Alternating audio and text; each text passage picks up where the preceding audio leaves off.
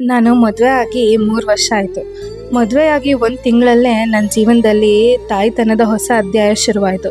ನನ್ನ ಮೊದಲನೇ ಮಗಳು 1 ವರ್ಷ ಆಗಿರೋಷ್ಟರಲ್ಲೇ ಮತ್ತೊಮ್ಮೆ ತಾಯಿಯಾಗೋ ಸಂತೋಷ, ಜವಾಬ್ದಾರಿ ನನ್ನ ಬದುಕಿನ ಭಾಗವಾಯಿತು. ಎಲ್ಲೂ ಹೋಗಬೇಕಾದ್ರೂ ಯಾರನ್ನಾದರೂ ಕಾಯಬೇಕಾಗಿತ್ತು, ಯಾರಾದರೂ ಜೊತೆ ಇರಬೇಕು ಅನ್ನೋ ಆ ಭಾವನೆ ನನ್ನ ಮನಸ್ಸಲ್ಲಿ ಮನೆ ಮಾಡಿತು. ಆದರೆ ಇವತ್ತು ನಾನು ನನ್ನ ಪುಟ್ಟ ಮಗಳ ಜೊತೆ ಡೇಟಿಂಗ್ ಬಂದಿದ್ದೀನಿ. ಇದು ಕೇವಲ ಒಂದು ಡೇಟಿಂಗ್ ಅಲ್ಲ, ನನ್ನನ್ನು ನಾನೇ ಮತ್ತೆ ಹುಡುಕೋ ಒಂದು ಸಣ್ಣ ಪ್ರಯತ್ನ. ಜೀವನದಲ್ಲಿ ಒಂದೊಂದು ಸತಿ ನಾವು ಯಾರಾದರೂ ನಮ್ಮನ್ನು ಕರ್ಕೊಂಡು ಹೋಗಲಿ, ನಮ್ಮ ಕನಸುಗಳಿಗೂ ನೆರವಾಗಲಿ ಅಂತ ಕಾಯ್ತಾ ಇರ್ತೀವಿ. ಆದರೆ ನಿಜ ಏನು ಗೊತ್ತಾ, ನಮ್ಮ ಸಂತೋಷಕ್ಕಾಗಿ ನಾವೇ ಒಂದು ಹೆಜ್ಜೆ ಮುಂದೆ ಇಡಬೇಕು. ಪ್ರಪಂಚ ನೋಡೋಕೆ, ಹೊಸ ಅನುಭವಗಳನ್ನು ಪಡೆಯೋಕೆ, ನಮ್ಮ ಮನಸ್ಸಿಗೆ ಖುಷಿ ಕೊಡೋ ಕ್ಷಣಗಳನ್ನು ಸೃಷ್ಟಿಸ್ಕೊಳ್ಳೋಕೆ ಇನ್ನೊಬ್ಬರಾಗಿರ್ಬೇಕೇನಿಲ್ಲ. ಅದರ ಸಂಪೂರ್ಣ ಜವಾಬ್ದಾರಿ ನಮ್ಮದೇ ಆಗಿರುತ್ತೆ. ನಾವು ಕೇವಲ ಯಾರ್ದೋ ಮಗಳು, ಹೆಂಡತಿ ಅಥವಾ ತಾಯಿ ಮಾತ್ರ ಅಲ್ಲ.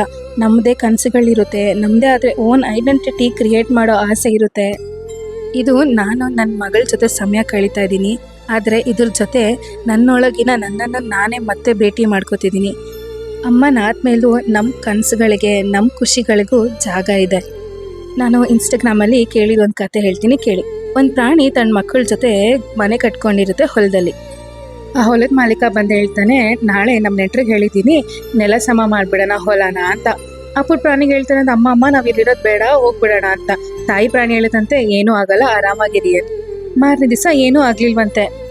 ಮತ್ತೆ ಬಂದು, ಈ ನೆಂಟ್ರನ್ನೆಲ್ಲ ನಂಬೋಕ್ಕಾಗಲ್ಲ, ನಾನು ನನ್ನ ಮಗ ಸೇರಿನೇ ಹೊಲನ ನೆಲ ಸಮ ಮಾಡೋಣ ಅಂತ ಮಾತಾಡ್ಕೊಳ್ಳುತ್ತಂತೆ. ಮತ್ತೆ ಪ್ರಾಣಿಗಳು ಭಯ ಪಟ್ಕೊಂಡು, ಅಮ್ಮಮ್ಮ ಹೋಗ್ಬಿಡೋಣ, ನಾವು ಇಲ್ಲಿರೋದು ಬೇಡ ಅನ್ನುತ್ತಂತೆ. ಆವಾಗ ತಾಯಿ ಪ್ರಾಣಿ, ಏನೂ ಆಗಲ್ಲ, ಆರಾಮಾಗಿರಿ ಅಂತ ಹೇಳುತ್ತಂತೆ.